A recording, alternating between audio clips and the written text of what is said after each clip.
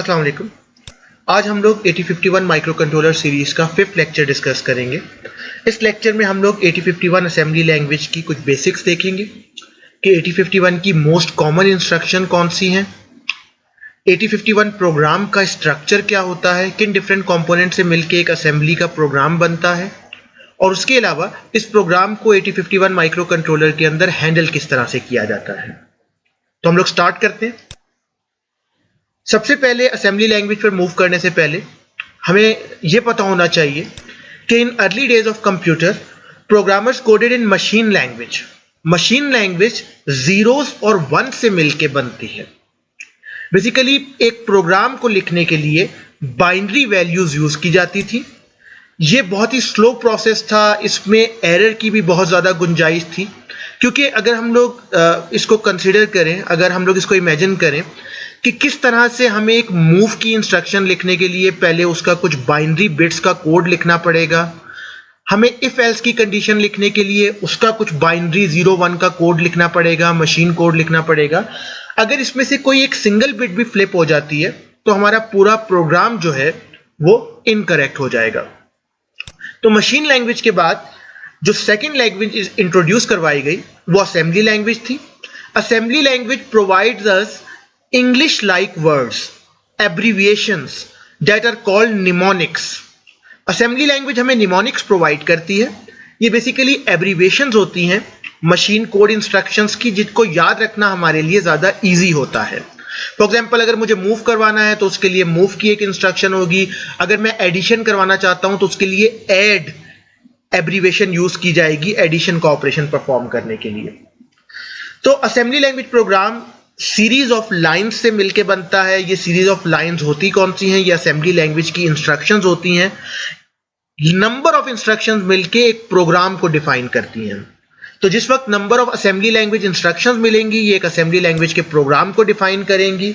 Assembly language को भी low level language कहा जाता है। बेसिकली हमारे पास हाई लेवल लैंग्वेजेस के अंदर C++ लैंग्वेज आती है, जो कि हम लोग फ्यूचर में आगे इन लेक्चर की सीरीज के अंदर डिटेल में डिस्कस भी करेंगे।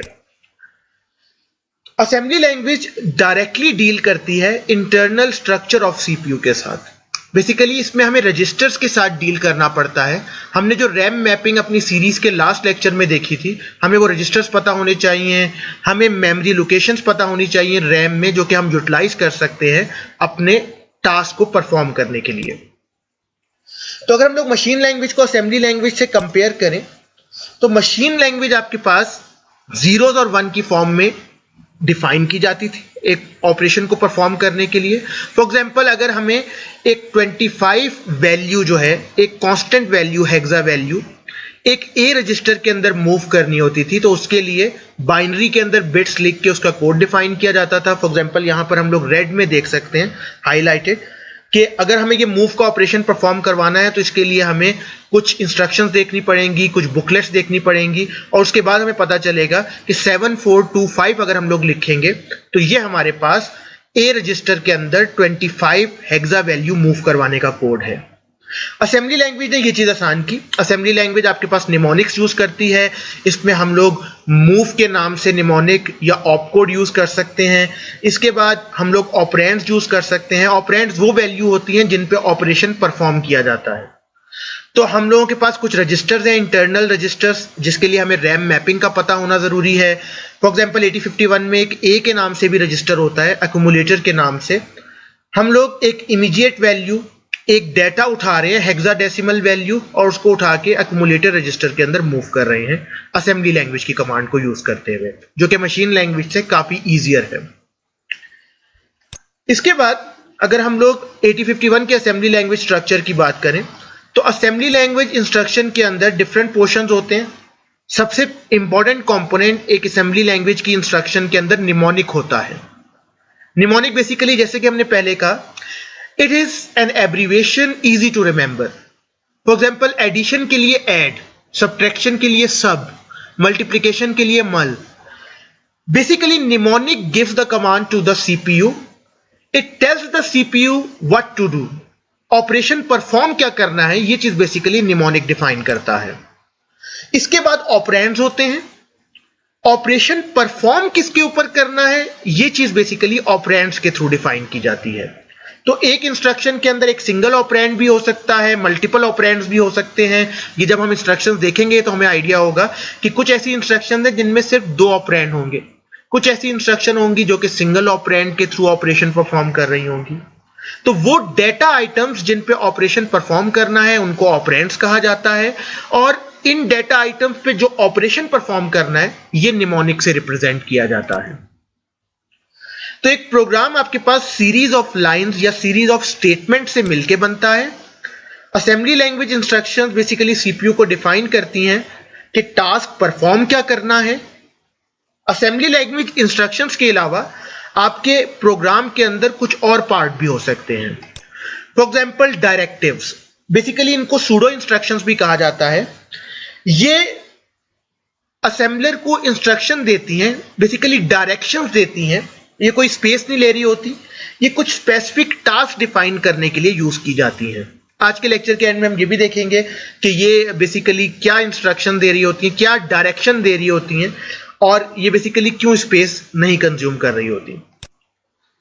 तो बेसिकली हम लोग इस स्लाइड के टॉप पे देख सकते हैं कि आपके पास एक इंस्ट्रक्शन के अंदर लेबल हो सकता है। कुछ इंस्ट्रक्शंस में लेबल देना जरूरी होगा, कुछ में नहीं होगा। एक निमोनिक हो सकता है जो कि डिफाइन करेगा कि हम लोग क्या टास्क परफॉर्म करना चाह रहे हैं। ऑपरेंड्स हो सकते हैं, एक हो सकते हैं, एक से ज्यादा हो सकते हैं। और उसके अलावा हम लोग कमेंट्स भी दे सकते हैं, जो कि हम लोग हर लैंग्वेज में डिफरेंट मेथड्स के थ्रू देते हैं। असेंबली के केस में हम लोग सेमीकोलन लिखने के बाद जो भी लिखेंगे वो कमेंट कंसीडर किया जाएगा, उसको एग्जीक्यूट नहीं किया जाएगा। तो बेसिकली यहां पर हम लोग एक प्रोग्राम देख सकते हैं। इस प्रोग्राम के अंदर कुछ इंस्ट्रक्शंस हैं, कुछ बेसिक पार्ट्स हैं जो हमें ये सारे के सारे टोटल 4 कंपोनेंट्स क्लियर कर देंगे। फॉर एग्जांपल हम लोग सबसे पहले देखें तो यहां पर ऑर्ग लिखा हुआ है, ऑर्ग 0h। ये जो ऑर्ग है ये बेसिकली एक डायरेक्टिव है, ये कोई स्पेस नहीं ले रहा होता, ये सिर्फ असेंबलर को कुछ इंस्ट्रक्शन दे रहा होता है। जिस सॉफ्टवेयर के ऊपर आपका प्रोग्राम रन किया जाएगा, इसको कंपाइल किया जाएगा, उसको कुछ इंस्ट्रक्शन देने के लिए ये कमांड यूज की जाती है। तो डायरेक्टिव आपके पास डायरेक्शंस देते हैं, ये सूडो इंस्ट्रक्शंस हैं, ये कोई स्पेस नहीं ले रहे होते। इसके बाद हम लोग कुछ इंस्ट्रक्शन देख सकते हैं। For example move, add. Move इसके अंदर निमोनिक है, ऐड इसके अंदर निमोनिक है। इसके बाद जो वैल्यूज नजर आ रही हैं a, R5, ये हमारे पास ऑपरेंड्स हैं। इसके बाद हम लोग यहां पर एक लेबल भी देख सकते हैं जो कि कॉलन के थ्रू रिप्रेजेंटेड है, हेयर कॉलन। ये नॉर्मली जब भी हमें जंप्स परफॉर्म करनी होगी, हमें इफ एल्स टाइप की या फॉर लूप टाइप की इंस्ट्रक्शन यूज करनी होंगी असेंबली के अंदर, तब यूज की जाती है। और सेमीकोलन कमेंट के लिए यूज किया जाता है। सेमीकोलन के बाद जो भी लिखा हुआ है वो कमेंट कंसीडर हो रहा है, ये बेसिकली एग्जीक्यूट नहीं किया जाएगा। कमेंट्स का पर्पस क्या होता है? Comments are basically for reference. Basically हम प्रोग्राम के अंदर कुछ लाइंस लिख सकते हैं, कुछ स्टेटमेंट, ताकि अगर कोई और हमारे प्रोग्राम को देखे तो उसको अंडरस्टैंड कर सके। अगर हम लोग कुछ अरसे बाद अपने प्रोग्राम को देखते हैं तो हम अंडरस्टैंड कर सके कि हमने ये इंस्ट्रक्शंस लिखी किस लिए थी। इसके बाद अब एक प्रोग्राम जो हमने जिस तरह ये पिछला प्रोग्राम देखा, ये हैंडल किस तरह से किया जाएगा 8051 के अंदर। तो उसके लिए प्रोग्राम काउंटर का जिक्र इससे पहले हमारे सीरीज के अंदर आता रहा है कि प्रोग्राम काउंटर क्या होता है। रोम पे भी हमने बात की थी कि रोम के अंदर जब इंस्ट्रक्शन सेव की जाती हैं तो वहां से इंस्ट्रक्शन एक 1 बाय 1 पिक करके लाने के लिए, वहां से लोड करने के लिए प्रोग्राम काउंटर यूज होता है।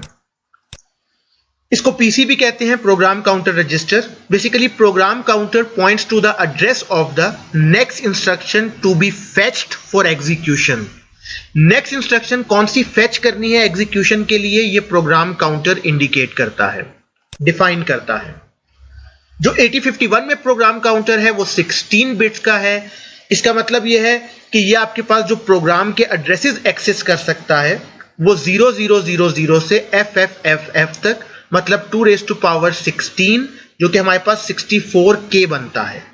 मतलब एक 64 किलो बाइट तक का कोड हैंडल किया जा सकता है इस प्रोग्राम काउंटर के थ्रू। हालांकि 8051 के अंदर सिर्फ 4 किलो बाइट की स्पेस है, लेकिन अगर हम लोग एक्सटर्नल मेमोरी साथ में अटैच कर देते हैं, एक्सटर्नल रोम, तो उस केस के अंदर ये प्रोग्राम काउंटर हमें हेल्प प्रोवाइड कर सकता है।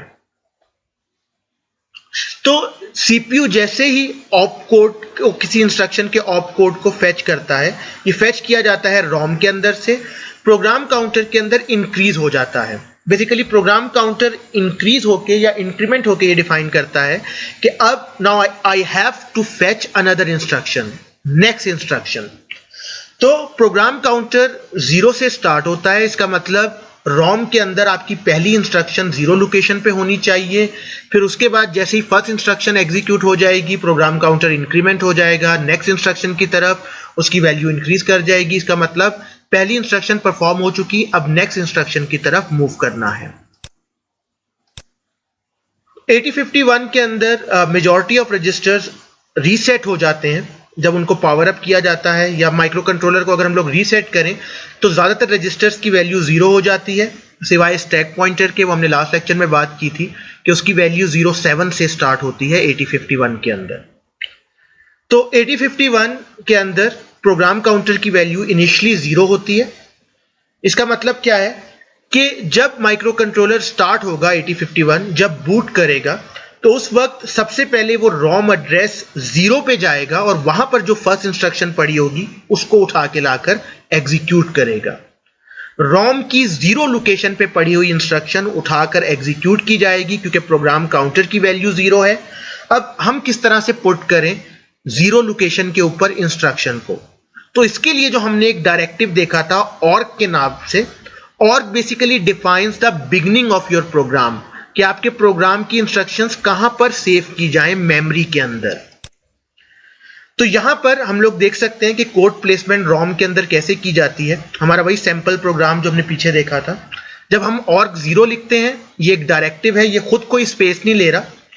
हम लोग इस पूरे के पूरे टेबल के अंदर लेफ्ट साइड के ऊपर एड्रेसेस देख सकते हैं।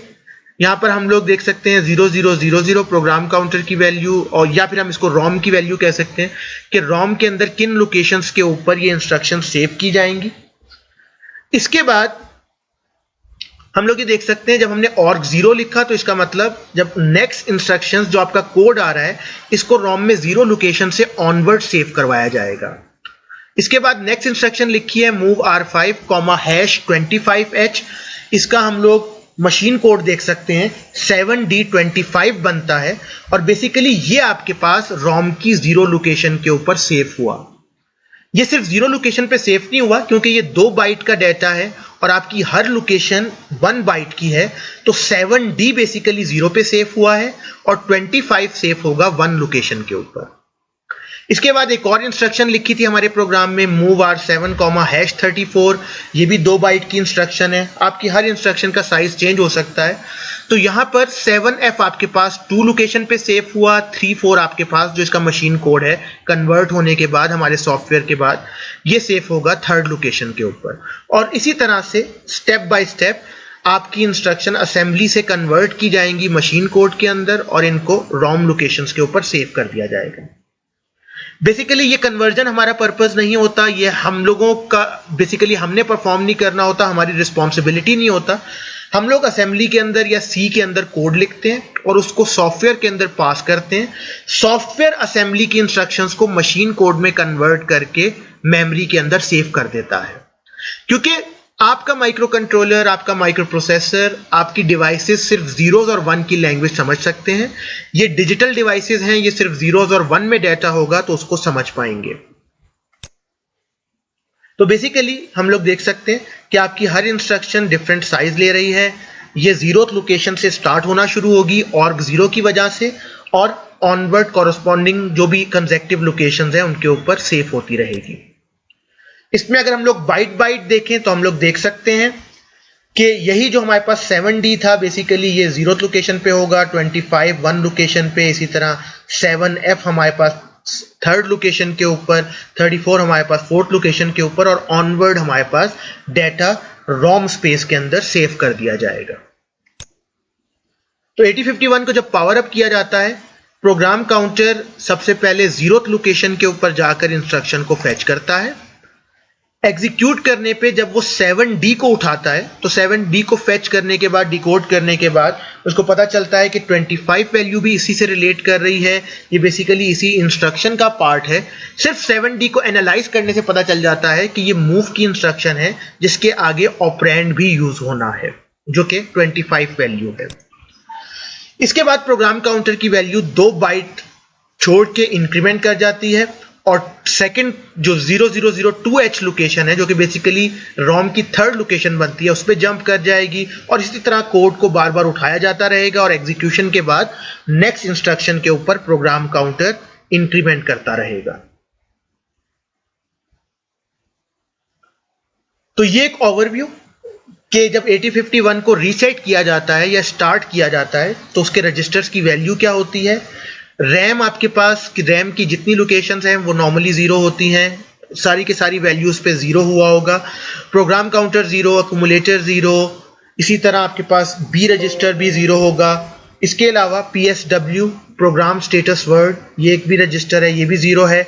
स्टैक पॉइंटर की वैल्यू सिर्फ 7 होगी, बाकी तकरीबन सारे रजिस्टर्स आपके पास जो है वो रीसेट हो जाएंगे, 0 हो जाएंगे। तो अब हम लोग जब हमने प्रोग्राम का स्ट्रक्चर देख लिया और प्रोग्राम को 8051 के अंदर हैंडल किस तरह से किया जाता है, ये डिस्कशन हो गई, तो हम असेंबली की कुछ बेसिक सी इंस्ट्रक्शंस देख सकते हैं। इसमें सबसे इंपॉर्टेंट इंस्ट्रक्शन है मूव की इंस्ट्रक्शन। मूव बेसिकली सोर्स से डाटा को, एक सोर्स के ऊपर से डाटा की वैल्यूज को उठा के डेस्टिनेशन के ऊपर कॉपी करने के लिए यूज की जाती है। It is basically used to copy data from source location to destination location. इसका फॉर्मेट कुछ इस तरह से है, मूव, जो भी डेस्टिनेशन का रजिस्टर है वो लिखा जाएगा, कॉमा सोर्स का रजिस्टर। सोर्स में जो भी वैल्यू पड़ी होगी उसको उठा के एग्जीक्यूशन के वक्त डेस्टिनेशन के ऊपर कॉपी कर दिया जाएगा। सोर्स के ऊपर भी वो वैल्यू मौजूद रहेगी और डेस्टिनेशन पे भी उसकी एक कॉपी आ जाएगी। तो बेसिकली अगर हम लोग हाई लेवल लैंग्वेज से इसको कंपेयर करें तो ये इक्विवेलेंट होती है एक वेरिएबल में वैल्यू सेव करने के। फॉर एग्जांपल जो भी सोर्स की वैल्यू है it would be equal to, destination की वैल्यू है it would be equal to source value. इसमें ये जो हैश था, ये हमने इससे पहले भी जिक्र किया था, ये इंडिकेट कर रहा है कि जो हमने इसके बाद डिजिट्स लिखे हुए हैं, अल्फा न्यूमेरिक वैल्यूज लिखी हुई हैं, ये वैल्यू है, ये कोई मेमोरी लोकेशन नहीं है, ये डाटा है। अभी हम देखेंगे सिर्फ इस हैश को रिमूव कर देने से ये वैल्यू से कन्वर्ट होके मेमोरी लोकेशन के अंदर कन्वर्ट हो जाएगा। तो बेसिकली हैश रिप्रेजेंट कर रहा है कि ये एक डाटा की वैल्यू है, 55 डाटा को एज इट इज उठाया जाए हेक्सा वैल्यू को और एक्यूमुलेटर रजिस्टर के अंदर सेव कर दिया जाए।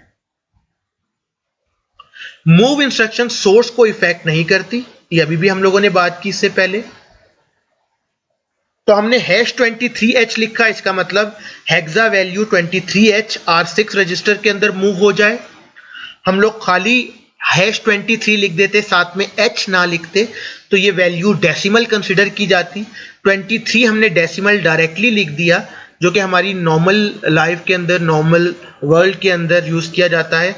हमने 23 टेम्परेचर को कंपेयर करना था तो हमने 23 वैल्यू R6 में डायरेक्टली मूव कर दी, उसकी हेक्सा इक्विवेलेंट को मेंशन नहीं किया। सिर्फ एक H का साइन लिखने से ये हेक्सा बन जाएगा और अगर H नहीं लिखते तो ये डेसिमल वैल्यू कंसिडर की जाएगी। इसी तरह से अगर हम लोग हैश के बाद सिंगल इन्वर्टेड कॉमा में कोई अल्फाबेट लिख देते हैं, अल्फाबेट भी हो सकता है, कोई भी आस्की वैल्यू हो सकती है। बेसिकली यहां पर हमने D लिखा है तो ये आस्की वैल्यू का जो भी इक्विवेलेंट है वो R6 के अंदर सेव कर देगा। आस्की वैल्यू बहुत इंपॉर्टेंट होती है जब हम लोगों को कोई कीबोर्ड की कोई की जो है वो कंपेयर करनी हो, हमें सीरियल कम्युनिकेशन करनी हो, हमें LCD पे डाटा डिस्प्ले करना हो, तो वो सारा कुछ आस्की वैल्यूज के थ्रू ही किया जाता है। इस पे हम लोग बहुत डिटेल में सीरीज के नेक्स्ट पार्ट के अंदर डिस्कशन भी करेंगे आने वाले लेक्चर्स में। इसी तरह से हम लोग अगर बाइनरी वैल्यूज लिखना चाहते हैं तो वो भी लिखी जा सकती हैं। हम लोगों ने 8 बिट की कोई भी वैल्यू लिख दी, फॉर एग्जांपल 00110101 और उसके आगे B लिख दिया। ये हैश के साथ लिखा है, इसका मतलब ये वैल्यू है, हमने B लिख दिया, इसका मतलब ये बाइनरी वैल्यू है। हम इन सब केसेस के अंदर ये चीज देख सकते हैं कि हमने ये सारी के सारी वैल्यू 8 बिट की लिखी हैं क्योंकि हमारे रजिस्टर्स 8 बिट के हैं। हमारा R6 851, हमारा R6 8051 माइक्रो कंट्रोलर के अंदर है, ये 8 बिट का आर्किटेक्चर है, इसमें 8 बिट के रजिस्टर्स हैं। तो ये 2 और 3H ये भी 8 बिट की वैल्यू है। हम लोग यहां पर 00 से FFH तक कुछ भी लिख सकते थे। डेसिमल के अंदर हम 0 से 255 तक कुछ भी लिख सकते हैं। आस्की का कोई भी सिंगल कैरेक्टर हम लोग लिख सकते हैं, वो 255 की रेंज के अंदर ही कन्वर्ट होगा। और यहां पर हम लोग 8 zeros से लेकर 8 1 तक बाइनरी की वैल्यू लिख सकते हैं। ये सारा कुछ जो हमने कहा ये 8 बिट की वैल्यू के अंदर कवर हो रहा है। कुछ इंपॉर्टेंट चीजें जो हमें पता होनी चाहिए, हम लोगों ने हैश का साइन लिखा, इसका मतलब इसके बाद एक वैल्यू है, ये कोई मेमोरी लोकेशन नहीं है। अगर हम लोग जो वैल्यू लिख रहे हैं, क्योंकि हेक्साडेसिमल के अंदर 0 1 2 3 9 तक कोई डिजिट भी हो सकता है और उसके बाद कोई अल्फाबेट भी हो सकता है, ए से लेकर एफ तक। टोटल हमारे पास 16 वैल्यू होती है हेक्साडेसिमल के अंदर। अगर हमारे पास जो हम लोग वैल्यू लिख रहे हैं उसमें मोस्ट सिग्निफिकेंट वाला डिजिट कोई हेक्सा का अल्फाबेट है, for example A B C D E या एफ, तो उससे पहले हमें 0 भी लिखना पड़ेगा। यह हमारे पास फॉर्मेट है जो हमें फॉलो करना पड़ेगा। बेसिकली ये 0 इंडिकेट करता है कि एफ आपके पास जो है, ये जो हमने एफ लिखा हुआ है, ये एक हेक्स नंबर है, ये लेटर नहीं है। तो यहां पर भी जब कंसीडर किया जाएगा तो आपका एक्चुअल में डाटा 8 बिट का ही है, मतलब 4 बिट का 9 और 4 बिट का एफ। ये 0 सिर्फ हेक्सा नंबर को रिप्रेजेंट करने के लिए यूज किया जाता है जब आप अल्फाबेट को मोस्ट सिग्निफिकेंट डिजिट के अंदर यूज कर रहे हो। इसी तरह से अगर हम लोग किसी 8 बिट के रजिस्टर के अंदर एक बड़ी वैल्यू लिख देते हैं, फॉर एग्जांपल यहां पर हमने, क्योंकि हर हेक्सा का डिजिट 4 बिट का होता है, तो हमने 4 + 4 + 4, टोटल हमारे पास ये 12 बिट की वैल्यू बन गई है, जो कि एक इलीगल ऑपरेशन हमने परफॉर्म किया है। मैक्सिमम 8 बिट के अंदर 00 से FF तक कुछ भी लिखा जा सकता है। इसी तरह से हम लोग यहां पर देख सकते हैं, हमने लिखा मूव ए #5। ये हमारे पास एक वैलिड इंस्ट्रक्शन है, ये हमारे पास परफेक्टली परफॉर्म होगी। ये 5 की वैल्यू को लेगा, उसको बाइनरी में कन्वर्ट करके अक्यूमुलेटर रजिस्टर के अंदर सेव कर देगा। इसके बाद जो दूसरी मोस्ट कॉमन इंस्ट्रक्शन है वो ऐड की इंस्ट्रक्शन है। ऐड की command basically add the source operand to accumulator. इसके अंदर एक कंडीशन है कि इसमें डेस्टिनेशन के ऊपर आप सिर्फ अक्यूमुलेटर रजिस्टर ही यूज कर सकते हो। इसका फॉर्मेट है ऐड, जो कि निमोनिक है। एक ऑपरेंड है डेस्टिनेशन ऑपरेंड जिसमें अक्यूमुलेटर रजिस्टर है, और एक ऑपरेंड है सोर्स जहां पे हम लोग कोई भी रजिस्टर यूज कर सकते हैं, R0 R1 2 3 7 तक, और उसके अलावा रैम लोकेशंस भी यूज की जा सकती हैं। तो डेस्टिनेशन के ऊपर ए का मौजूद होना जरूरी है, वरना ये इंस्ट्रक्शन इनवैलिड होगी, इलीगल होगी। ये बेसिकली कमांड करेगी क्या, जो भी ए में पड़ा हुआ है और जो भी सोर्स में पड़ा हुआ है, इन दोनों वैल्यूज को ऐड करेगी, और ऐड करने के बाद रिजल्ट उठा के डेस्टिनेशन मतलब अक्यूमुलेटर के ऊपर सेव कर देगी। अगर हम लोग इसको देखें तो हाई लेवल लैंग्वेज के अंदर ये इक्विवेलेंट कुछ इस तरह से बनता है कि जो भी अक्यूमुलेटर रजिस्टर है उसमें सोर्स की वैल्यू ऐड की जाएगी, क्योंकि एडिशन के लिए आपको 2 ऑपरेंड चाहिए। तो जो भी अक्यूमुलेटर में है वो सोर्स में ऐड किया जाएगा, और दोनों वैल्यूज को ऐड करने के बाद रिजल्ट अक्यूमुलेटर के ऊपर सेव कर दिया जाएगा। जो ऐड इंस्ट्रक्शन है ये बेसिकली सोर्स बाइट की वैल्यू को ए रजिस्टर के साथ ऐड करके ए ही लोकेशन के ऊपर सेव कर देती है। अब डेस्टिनेशन पे तो अक्यूमुलेटर आ गया, सोर्स पे क्या क्या आ सकता है? सोर्स पे कोई रजिस्टर आ सकता है, कोई इमीडिएट डाटा आ सकता है, लेकिन कभी भी डेस्टिनेशन पे जो डेस्टिनेशन की वैल्यू है वो चेंज नहीं होगी, उसमें हमेशा ए रजिस्टर ही यूज किया जाएगा, अक्यूमुलेटर ही यूज किया जाएगा। तो अगर हम लोग बेसिकली परफॉर्म करना चाहते हैं, यहां पर एक इंस्ट्रक्शन, एक प्रोग्राम हम लोग देख सकते हैं, हमें कहा गया है write assembly code to add 23H and A2H। 2 hexa value दी गई हैं, हमने इनको ऐड करना है। तो हम लोग इसको डिफरेंट मेथड से कर सकते हैं। फॉर एग्जांपल हम लोग फर्स्ट पार्ट में देख सकते हैं, सबसे पहले हमने ए रजिस्टर के अंदर एक वैल्यू मूव करवा ली, हमने ए रजिस्टर के अंदर 23H मूव करवा लिया। फिर हमने एक और रजिस्टर चूज किया, हमने R6 के अंदर A2H मूव करवा लिया।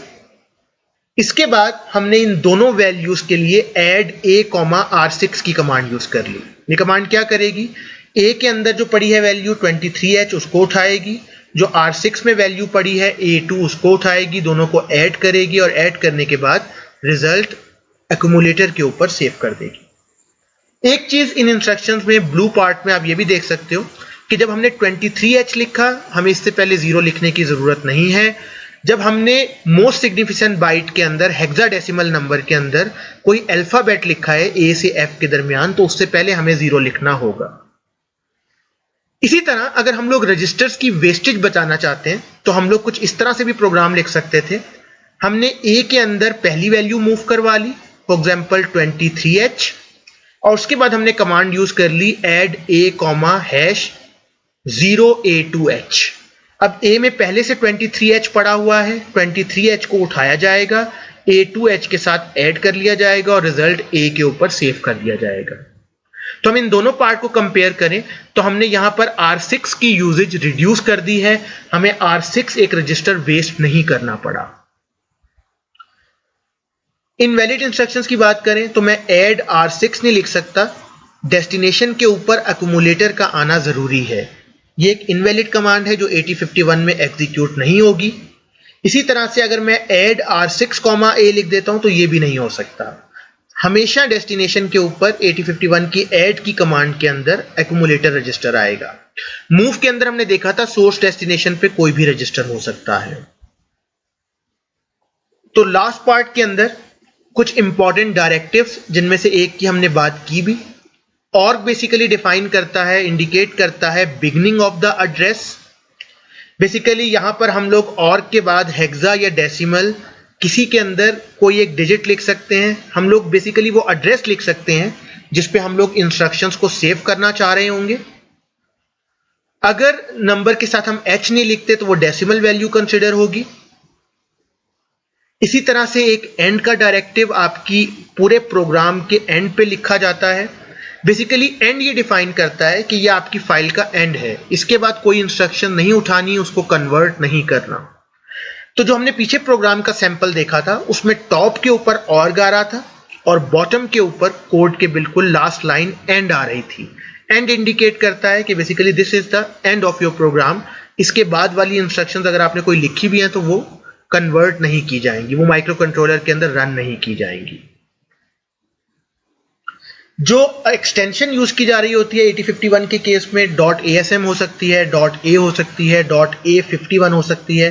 डिपेंड करता है हम कौन सा सॉफ्टवेयर यूज कर रहे हैं और किस सॉफ्टवेयर के थ्रू उसको कंपाइल कर रहे हैं। एंड भी एक डायरेक्टिव है, ये बेसिकली कोई स्पेस नहीं ले रहा होता, ये सिर्फ आपके सॉफ्टवेयर को ये इंडिकेट कर रहा होता है कि यहां तक आपने इंस्ट्रक्शंस को हैंडल करना है, इससे ऑनवर्ड कोई इंस्ट्रक्शन कोड का पार्ट नहीं है।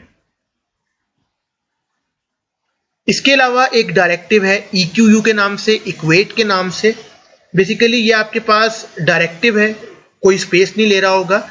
बेसिकली ये यूज किस लिए किया जाता है, हम लोग जिस वक्त कोई वेरिएबल का नाम यूज करना चाहते हैं, जिस तरह हमने C के अंदर, लैंग्वेज के अंदर, जिस वक्त हम लोग C लैंग्वेज में काम करते हैं, हम लोग वेरिएबल डिक्लेयर कर लेते हैं। हमने काउंट का वेरिएबल डिक्लेयर कर लिया।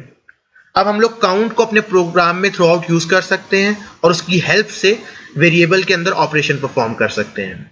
उसी तरह से इक्वेट कोई स्टोरेज नहीं ले रहा होता, ये वो एक वेरिएबल है, लेकिन यहां पर कांस्टेंट वैल्यू की फॉर्म में इक्वेट आपको एक वेरिएबल प्रोवाइड कर देता है।